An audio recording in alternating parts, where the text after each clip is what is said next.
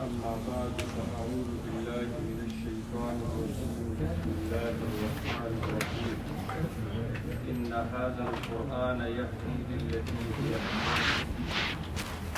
قال النبي صلى الله عليه وسلم الماهر بالقرآن مع السفرة الكرام البررة والذي يقرأ القرآن ويتتعتع فيه وهو عليه شاق له أجران أو كما قال النبي صلى الله عليه وسلم اللهم صل على محمد وعلى آل محمد كما صليت على إبراهيم وعلى آل إبراهيم إنك حميد مجيد اللهم بارك على محمد وعلى آل محمد كما باركت على إبراهيم وعلى آل إبراهيم إنك حميد مجيد.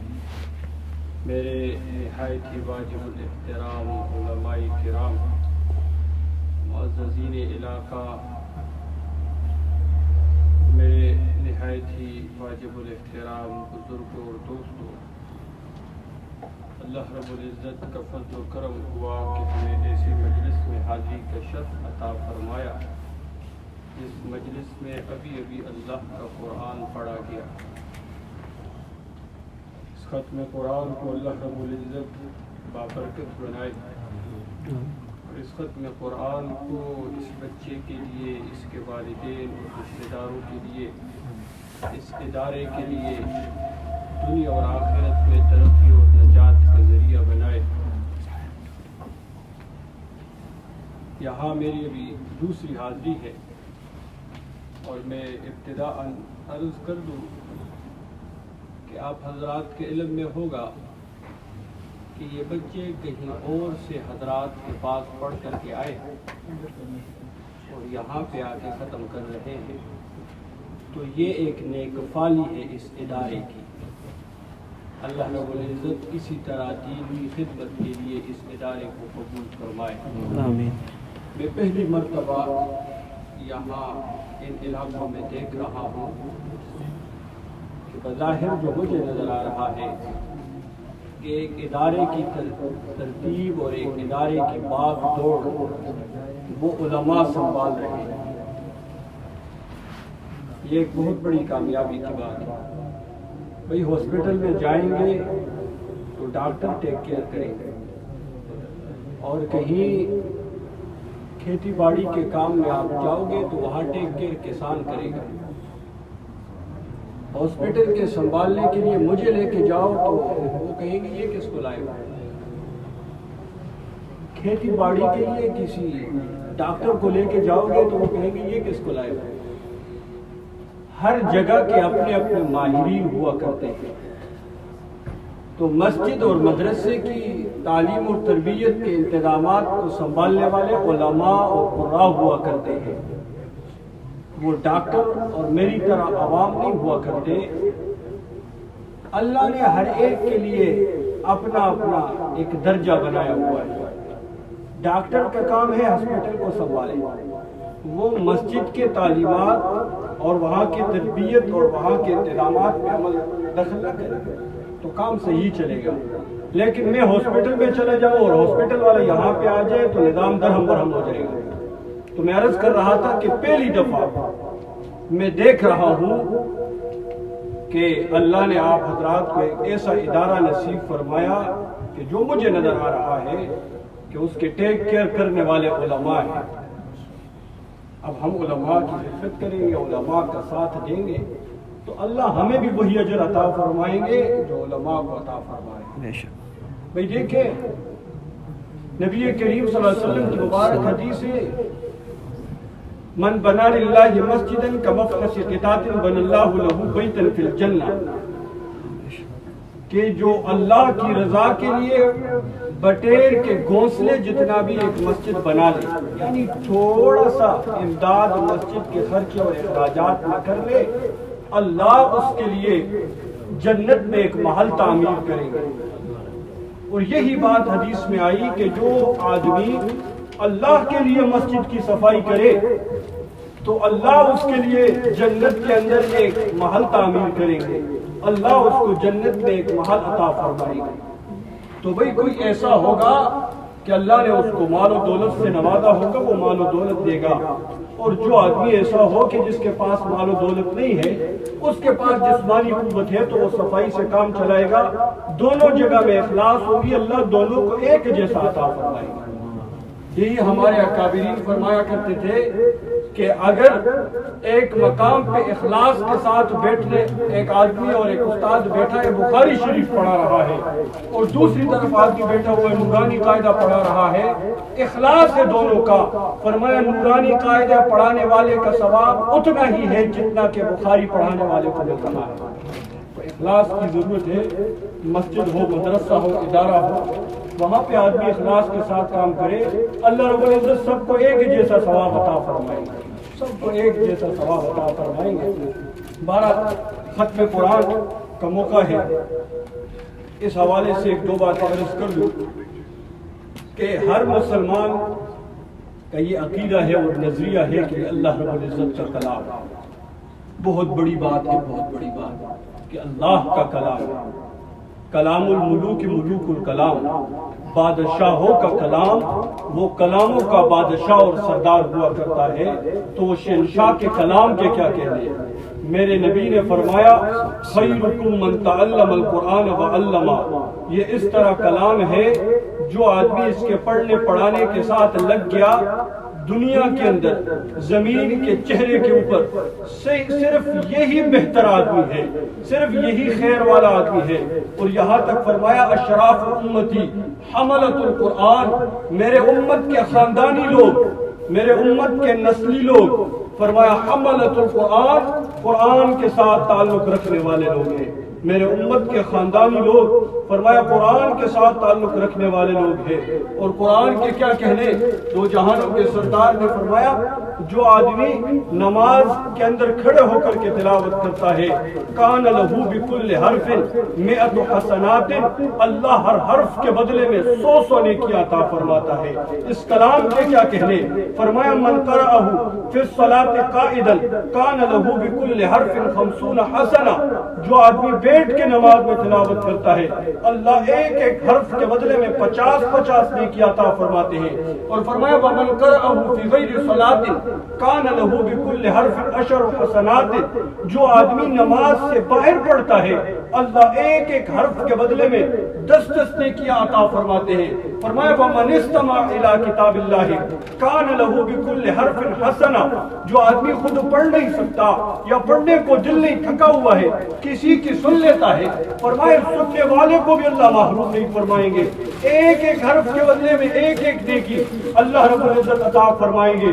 یہ شہنشاہ کا کلام ہے، اس کے ساتھ جس کا تعلق بن گیا اللہ اس کی دنیا کو بھی اچھا کر دیتے ہیں، اللہ اس کی آخرت کو بھی اچھا کر دیتے ہیں، اللہ اس کے قبر کو بھی اچھا کر دیتے ہیں۔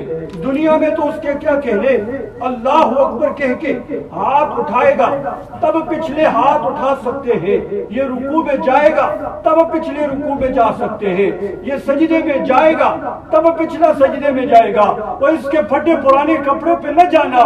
اللہ کے رسول نے فرمایا من شغلہ القرآن عن ذکری ومسئلتی آتیتہ افضل ما آتیت السائلین، یہ قرآن میں جو مشغول ہوا کرتے ہیں نا، ان کے پھٹے پرانے کپڑوں پہ نہ جاؤ، ان کے میلے کچیلے کپڑوں پہ نہ جاؤ، اللہ ان کو بن مانگے عطا فرماتے ہیں، اللہ ان کو مانگنے والوں سے زیادہ عطا فرماتے ہیں۔ اور فرمایا من جمع القرآن متعہ اللہ بعقلہ حتی یموت، ہم تو آخر میں دیوانے ہو جاتے ہیں، دماغ ساتھ چھوڑ جاتا ہے، لیکن قرآن کے حافظ کے کیا کہنے، فرمایا مرتے دم تک اس کا عقل زائل نہیں ہوگا، اس کا عقل مرتے دم تک برقرار رہے گا، اور اس کی وجہ سے تو میں اور آپ بچے ہوئے ہیں۔ میں کہا کرتا ہوں وہ اس پڑھنے والے بچے کی وجہ سے تو میں اور آپ بچے ہوئے ہیں۔ میں اپنے گریبان میں دیکھوں، اپنے گناہوں کی تاریکوں کو دیکھوں تو میرا منہ مسخ ہونے کے قابل ہے، لیکن ان بچوں کی برکت سے اللہ نے مجھ گنہگار پر اور ہم سب کے اوپر پردے ڈالے ہوئے ہیں۔ دو جہانوں کے سردار نے فرمایا، حدیث قدسی ہے، میرے رب فرماتے 4 آوازیں مجھے بہت زیادہ پسند ہے۔ پہلے نمبر پہ وہ مؤذن کی تکبیر کی آواز، اللہ اکبر جب وہ کہتا ہے، یہ آواز مجھے بہت پسند ہے۔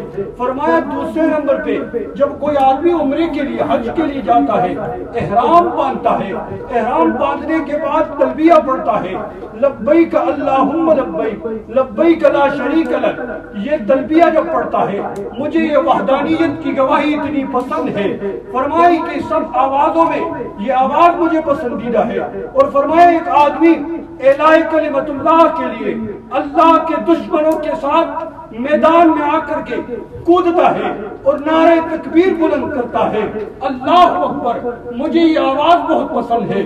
اور میرے رب فرماتے ہیں چوتھے نمبر پہ مجھے ایک اور آواز پسند ہے کہ جب ظالم ظلم کر کے رات کو سو جاتا ہے، جب زانی زنا کر کے رات کو سو جاتا ہے، جب ڈاکو ڈاکہ ڈال کے واپس گھر میں آ کے سو جاتا ہے، میرا غصہ جوش میں آتا ہے، میں ان پہ عذاب نازل کرنے کا فیصلہ کرتا ہوں کہ ظالم پہ بھی عذاب نازل ہو جائے، زانی پہ بھی عذاب نازل ہو جائے، اور ڈاکہ ڈالنے والے پہ بھی عذاب نازل ہو جائے۔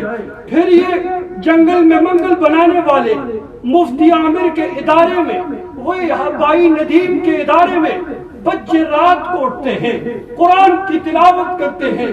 میرا رب فرماتا ہے مجھے یہ بچوں کی قرآن کی تلاوت کی آواز اتنی پسند ہے کہ جب یہ آواز میں سنتا ہوں تو میں فیصلے کو بدل دیتا ہوں، میں فرماتا ہوں ان بچوں کے قرآن کی آواز کی وجہ سے اس زانی سے عذاب کے فیصلے کو ہٹا دیا جائے، ظالم سے عذاب کے فیصلے کو ہٹا دیا جائے، وہ ڈاکہ ڈالنے والے سے عذاب کے فیصلے کو ہٹا دیا جائے۔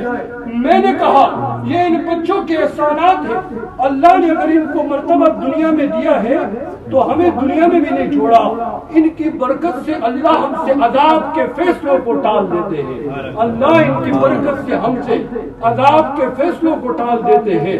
اور پھر فرمایا یہ تو اتنے خوش نصیب ہیں کہ جب قرآن پڑھتے ہیں ان کے قرآن سننے کے لیے تو فرشتے بھی آتے ہیں، اور فرشتے صرف آتے نہیں، ان کے منہ کا بوسہ بھی لیتے ہیں، ان کے منہ کا بوسہ بھی لیتے ہیں۔ اور امام عاصم کوفی رحمہ اللہ، بات یاد آ گئی نا، پھر کہتے ہیں تقلید نہیں کرتے امام ابو حنیفہ کی۔ بابا امام عاصم کی قرات کیوں پڑھتے ہو؟ اپنی کوئی قرات بنا لو، یہ تو امام عاصم کی قرات ہے نا، وہ کوفہ والے تھے، مدینہ سے بھی نہیں تھے، کوفہ سے تھے، قرات امام عاصم کوفی کی پڑھتے ہیں، کہتے ہیں شرک ہے۔ بابا قرآن اپنا بنا لو پھر پڑھو کہ پتہ چل جائے صرف امام ابو حنیفہ سے بغض اور نفرت اور عداوت کا اظہار کر رہے ہو، یہاں پڑھو کہ پتہ چل جائے تمہارا بھی۔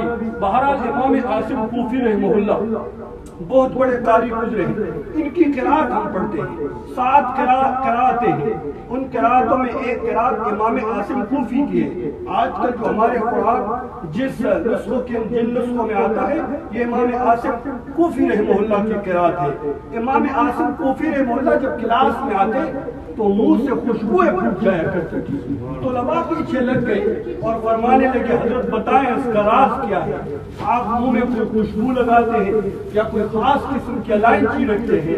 تو امام عاصم کوفی رحمہ اللہ ایک دن باہر بولی پڑے اور کہنے لگے یہ کوئی ہنر نہیں، کوئی خوشبو نہیں کہ میں اپنے منہ میں رکھتا ہوں اور اس وجہ سے یہ خوشبوئیں پھوٹ رہی ہیں۔ بات دراصل یہ ہے کہ ایک رات کو سویا ہوا تھا، دو جہانوں کے سردار حضرت محمد مصطفیٰ صلی اللہ علیہ وسلم کی خواب میں زیارت ہوئی، فرمایا امام عاصم قریب ہو جا، قرآن سے تیرا بڑا تعلق ہے، قرآن بڑا پڑھتا ہے، قرآن سے تیرا بڑا عشق ہے، اپنے منہ کو قریب کر لے، تیرے منہ سے بوسہ لے لوں۔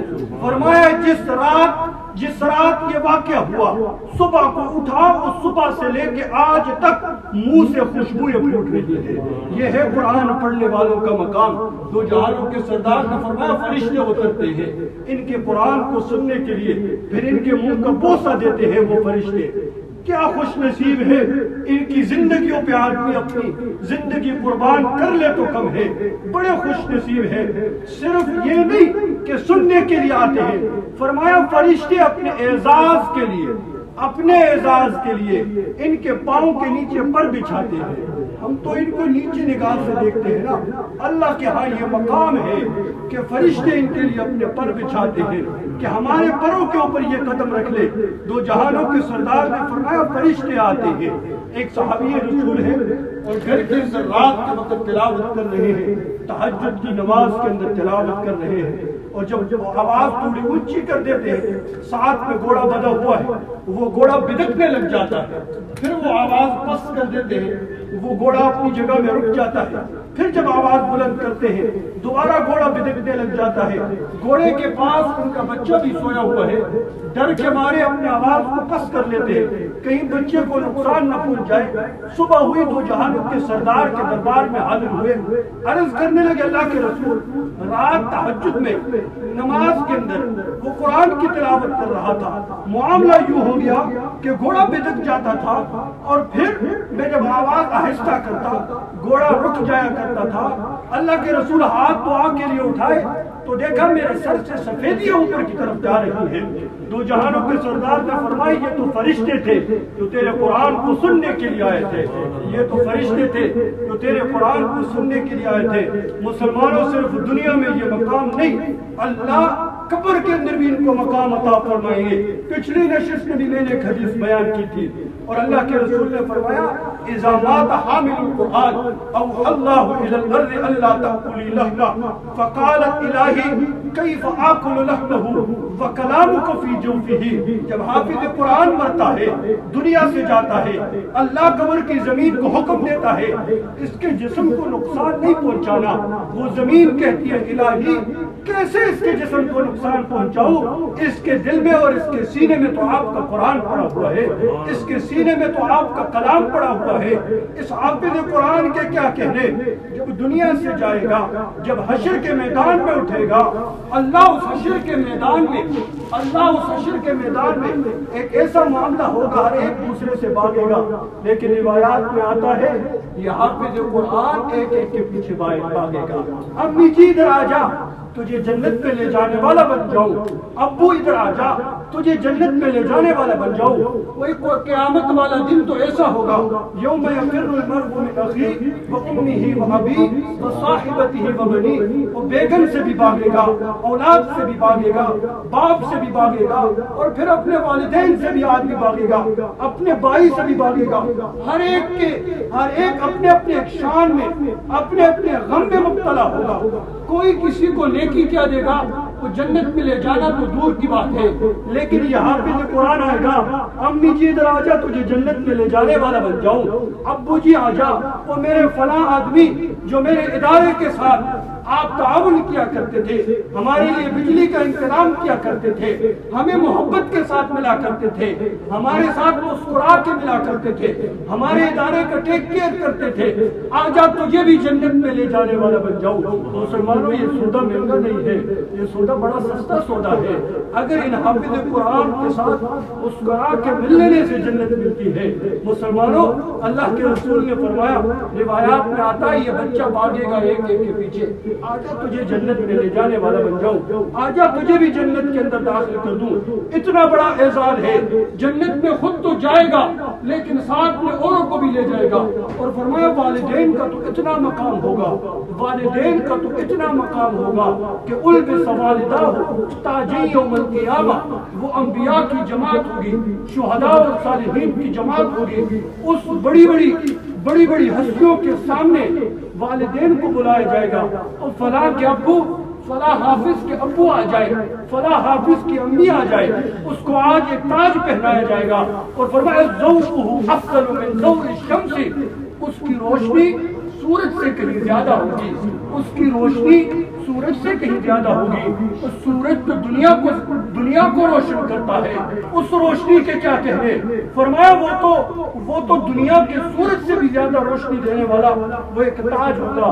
اور دو جہانوں کے سردار نے فرمایا کیا خیال ہے تمہارا کہ تمہارے گھروں کے اندر بھی ایک حافظ موجود ہو، اللہ ہم سب کو اس بچے کی طرح ایک حافظ اولاد نصیب فرمائے، ہمارے اولاد میں بھی اللہ ایک ایک حافظ بنائے، اللہ سب کو حافظ بنائے، لیکن کم از کم ایک سب ارادہ کر لے کہ اللہ رب العزت ہم کو اتنی توفیق عطا فرمائے کہ کم از کم ایک بچہ ہمارے گھر کے اندر حافظ قرآن ہوگا۔ مسلمانوں بہت بڑی سعادتیں ہیں، بہت بڑی سعادتیں ہیں۔ حافظ قرآن حافظ قرآن ہونا، قرآن کے ساتھ تعلق کا ہونا، یہ بہت بڑی سعادت کی بات ہے۔ حضرت عمر رضی اللہ تعالیٰ ایک دفعہ جا رہے ہیں، راستے میں پہاڑی کے چوٹی پہ وہ ٹھہر گئے، ساتھ میں لشکر ہے، ٹھہر گئے اور آنکھوں سے قطرے آنے لگے، آنکھوں سے آنسو ٹپکنے لگے۔ وہ لشکر میں جو ساتھی تھے آگے ہو گئے، امیر المومنین کیا وجہ ہے؟ خاموشی سے کھڑے ہو گئے اور آپ کی آنکھوں سے آنسو ٹپک رہے ہیں۔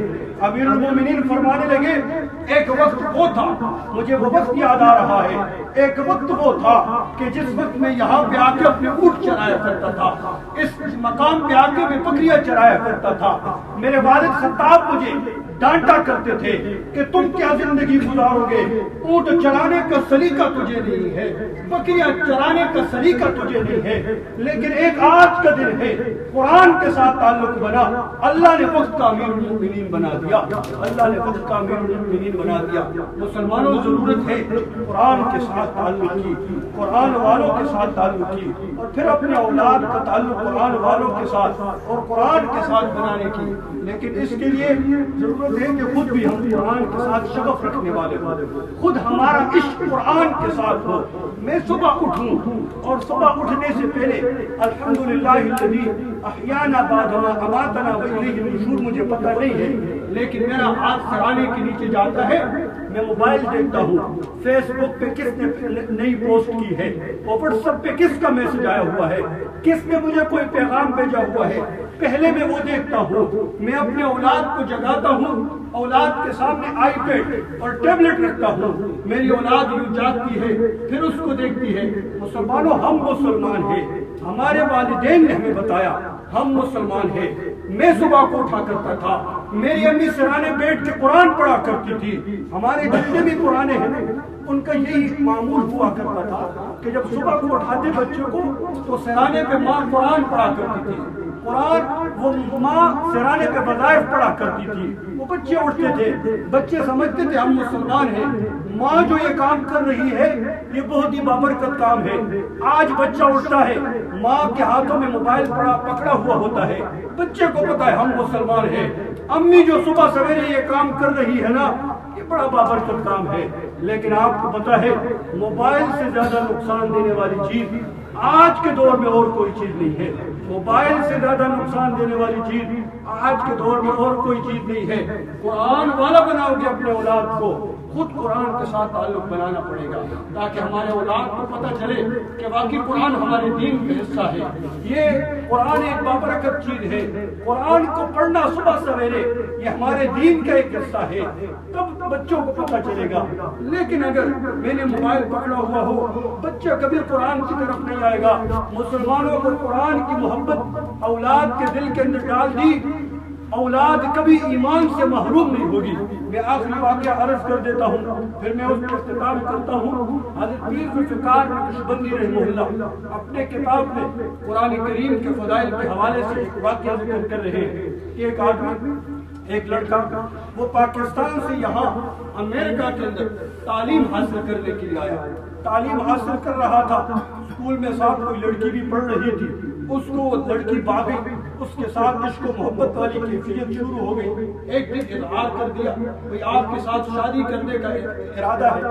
وہ لڑکی اپنے والدین کے پاس گئی، والدین نے کہا وہ لڑکا ہمارے ساتھ ملا، وہ لڑکا چلا گیا والدین کے پاس، لڑکی کے والدین کے پاس، اور یہ اپنا مطالبہ پیش کیا کہ اس لڑکی کے ساتھ میں نکاح اور شادی کرنا چاہتا ہوں۔ تو والدین نے کہا پہلی شرط یہ ہے کہ آپ اپنے دین کو چھوڑنے والے بن جاؤ گے، آپ کا تعلق اپنے دین کے ساتھ کوئی نہیں ہوگا، ہم کرسچن ہیں، آپ کو کرسچن بننا پڑے گا، آپ کا تعلق جتنا مسلمان دوستوں کے ساتھ ہے یا والدین کے ساتھ ہے ان تمام کے ساتھ آپ کو اپنا تعلق توڑنا پڑے گا۔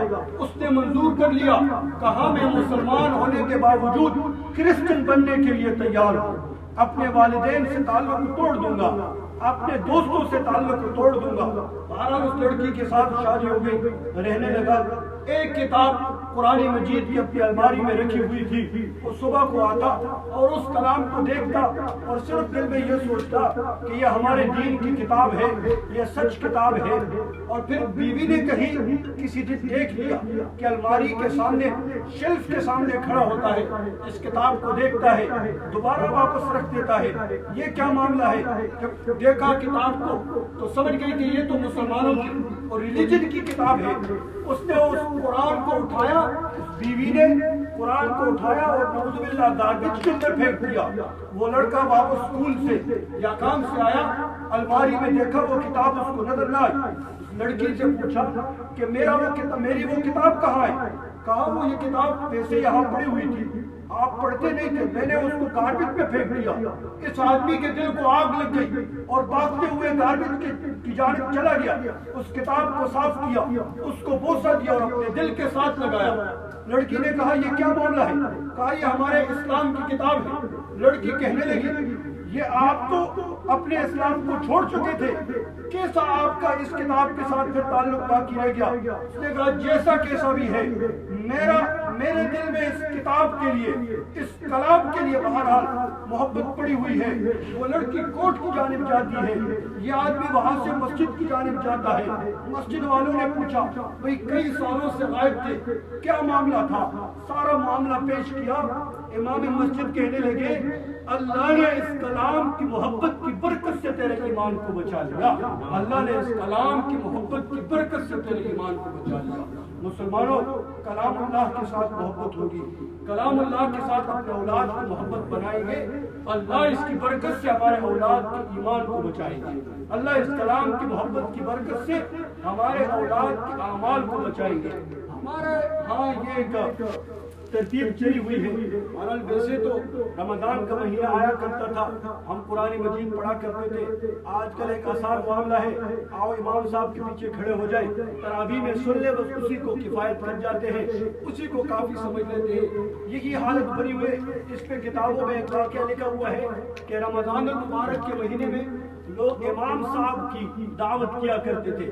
جس گھر میں بھی لوگ ختم کر لیتے یا کوئی ویسے افطاری کرتے تھے امام صاحب کے لیے۔ ایک جوڑا تھا، ایک گھر میں اکیلے رہ رہا تھا، میاں بیوی تھے، اور انہوں نے کہا کہ ہم بھی امام صاحب کی دعوت کر لیتے ہیں افطاری کی، باقی سارے لوگ کرتے ہیں تو ہم بھی افطاری کی دعوت کر لیں گے۔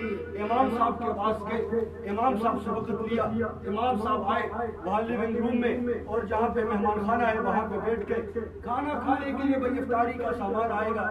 امام صاحب نے سامنے وہاں پہ کچھ پیسے دیکھے اور ان پیسوں کو اٹھایا اور وہاں قرآن مجید پڑھا ہوا تھا، اس کے اندر رکھ لیے کہ کہیں ان لوگوں کے گھر میں بچے آئیں گے، کہیں ضائع نہ ہو جائے پیسے۔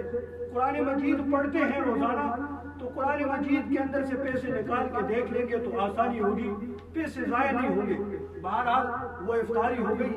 افطاری کے بعد بیوی اس مہمان خانے میں آئی اور خاوند سے کہنے لگی قاری صاحب تو چلا گیا، امام صاحب تو چلا گیا، لیکن امام صاحب تو بڑا چور نکلا۔ وہ کیسے چور نکلا بابا؟ یہاں میرے پیسے پڑے ہوئے تھے اور پیسے صرف آپ ہی اور میں ہوں، یہاں امام صاحب نے وہ پیسے یہاں سے اٹھا لیے، اگر اس کو چاہیے تھے تو ہم سے پوچھتا، ہم نے اتنی عزت کی اتنی قدر کے ساتھ بلایا، کھانا کھلا سکتے تھے، وہ پیسے بھی جو یہاں پڑے ہوئے تھے دے سکتے تھے۔ بہرحال بہت باتیں ہوئی آپس میں، بالآخر وہ آدمی کہنے لگا وہ جو میزبان تھا اور جس نے دعوت کی تھی وہ خاموش رہا۔ اگلے سال رمضان پھر آیا اور امام صاحب کے لوگ دعوت کر رہے ہیں، انہوں نے کہا دل تو نہیں کر رہا لیکن سارے لوگ کر رہے ہیں تو ہم بھی دعوت کر لیں گے، کہ ہماری ناک بھی لوگوں کے سامنے اونچی رہے کہ امام صاحب کی دعوت یہ لوگ بھی کرتے۔ بہرحال امام صاحب کو بلایا اور دعوت کی۔ آخر میں جب دعوت ختم ہو گئی تو وہ آدمی کہنے لگا امام صاحب روزانہ دل کرتا ہے آپ کے ساتھ ہاتھ ملاؤں اور آپ سے پوچھوں، لیکن دل آپ سے بڑا دکھی ہے، آپ نے اتنی گندی حرکت کی، اگر آپ کو پیسے ضرورت تھے مجھ سے مانگ لیتے، ہم نے آپ کو دے دیتا، آپ نے پیسے چھپائے کیوں ہیں؟ امام صاحب نے اپنے سر کو نیچے کیا اور رونے لگے۔ تو وہ کہنے لگے اپنی چوری کو چھپانے کے لیے رو رہے ہو؟ کہا نہیں، اپنی چوری کو چھپانے کے لیے نہیں رو رہا، تمہارے مسلمانی کے اوپر رو رہا ہوں کہ جو قرآن پڑھا ہوا تھا سامنے، میں نے کہا کاش کہ آپ لوگ کل کھولیں گے، آج کھولیں گے، آپ نے پورے سال میں قرآن نہیں کھولا، اس قرآن میں پڑے ہوئے ہیں، وہ سامنے قرآن پڑھا ہوا تھا، اس کو کھولا، وہاں سامنے پیسے پڑے ہوئے تھے۔ تو مسلمانوں ہماری حالت یہ ہے، پورا سال صرف برکت کے لیے گھروں میں قرآن پڑھا ہوا ہے، برکتیں اس سے آئی ہیں۔ ہمارا قرآن کا وجود برکت ہے، قرآن کا دیکھنا برکت ہے، قرآن کا پڑھنا برکت ہے، لیکن اصل جو چیز ہے قرآن کی تعلیمات اور قرآن کی تعلیمات پہ عمل کرنا، اصل مقصد قرآن کا یہ ہے۔ قرآن اس لیے نازل ہوا تھا کہ ہم اپنی زندگیوں میں لائیں، اس پہ عمل کریں، اولاد کی زندگیاں قرآن مجید کے مطابق بنائیں۔ اللہ رب العزت سے دعا ہے ان باتوں کو سمجھنے اور ان باتوں پہ عمل کرنے کی توفیق عطا فرمائے۔ وآخر دعوانا الحمدللہ رب العالمین۔